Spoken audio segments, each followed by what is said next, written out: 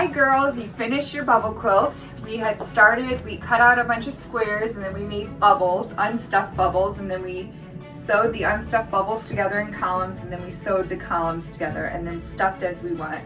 So when you're done with all your columns, it should look like this. Yeah.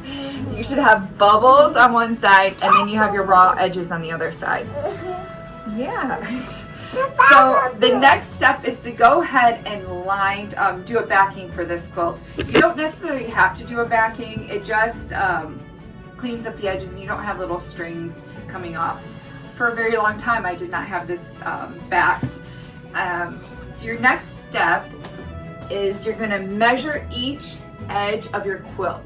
So this edge should match this edge in length, and this edge should match that edge in length. If you have one side that's much longer than the other side, we're gonna do a little trick where you're gonna take the shorter side, let's say it's 52 inches, you're gonna cut ribbon that's 52 inches long, and we're gonna ease in the longer side to be 52 inches. If you come to a sip and sew, I can help you with that. I haven't use this technique on a bubble quilt, but it should work. And that usually happens because your seam allowance, you increase it or decrease it as you go along in your project. After all of your edges are measured, you're going to figure out how big you need your backing.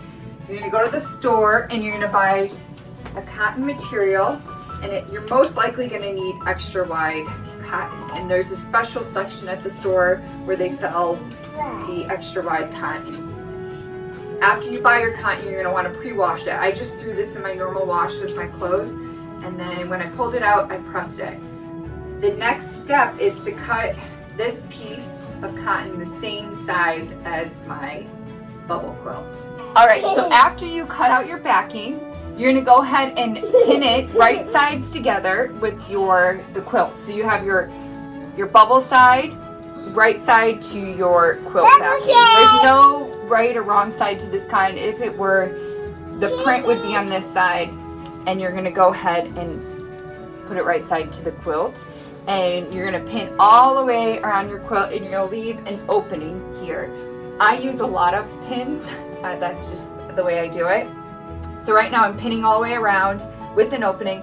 After it's all pinned, I'm going to put it through the machine. I'm going to back stitch here, and then I'm going to stitch all the way around to this point, and there'll be an opening, and then we'll turn it around.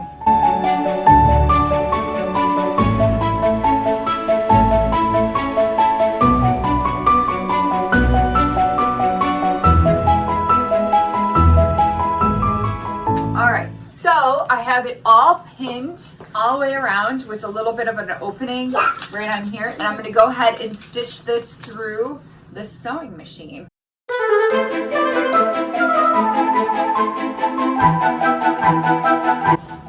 Now that you have your two layers sewn together, right sides, and you left yourself a little bit of an opening, you want to go ahead and make sure you get all of your pins out. Otherwise you're going to poke yourself doing this, or worse, when you're in bed with your quilt. After that, I also cut the corners a little bit out. The next step is to find my opening, which is right here. And I'm going to go ahead and pull this out. So you don't want to leave, I can tell you how big I made my opening, but you don't want to do too big of an opening. It'll give you more work at the end. And you don't want to do too small of an opening, or this is going to be a struggle. So I'm pulling this out. Inside out, I'm going to go in, and I'm going to poke off the corners. I have this little screwdriver that I like to use. And I just poke through. I don't want to poke too hard. Like I said, this cotton backing is a cheap cotton backing, and the weave is loose. So after the corners are poked, I'm going to go ahead, I'm going to stitch this closed. So I'm going to take this, and I'll show you after I have it all pinned. I'm going to go ahead and pin these together. This is going to be folded down the seam ahead, and you could machine stitch it or hand stitch it. I think I'm gonna go ahead and hand stitch it. So I have the opening pinned shut. You can see that. I have the pins.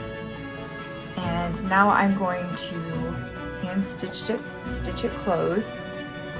Later I'm gonna, you can see kind of, you know, all this string coming out. I usually pick those out at the end.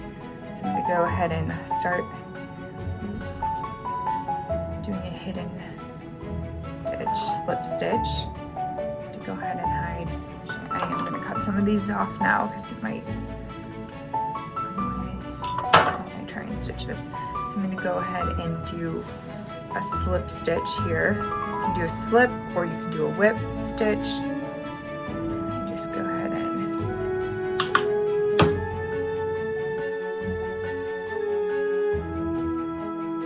so now that you've closed your opening, your quilt's gonna look like this, and it's gonna be very nice. Your final step is to go ahead and make the 2 layers as one. So I did safety pins all the way around the edge. Just, I wanted to make sure that once it was stitched together, you couldn't see the lining. So I did safety pins and I made sure that the lining was kind of pushed in, and it did safety pins all the way around. And then I went ahead and did safety pins. I spread out a few within the quilt. So you could sew on with your machine inside the ditch of your bubble quilts, but I recommend doing little hand taps, and I will show you how to do that. Oh. So you're going to want to find the corner that you want to do the knot, and I bring the needle and thread. There's no knot on this needle and thread. You push it through, it'll come out this end. I'm going to leave a little bit of a tail on this end because I'm going to do a knot, and I'm going to just bring it through here like that. I just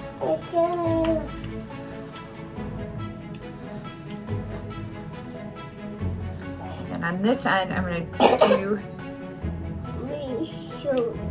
tie this like that. Now you have a little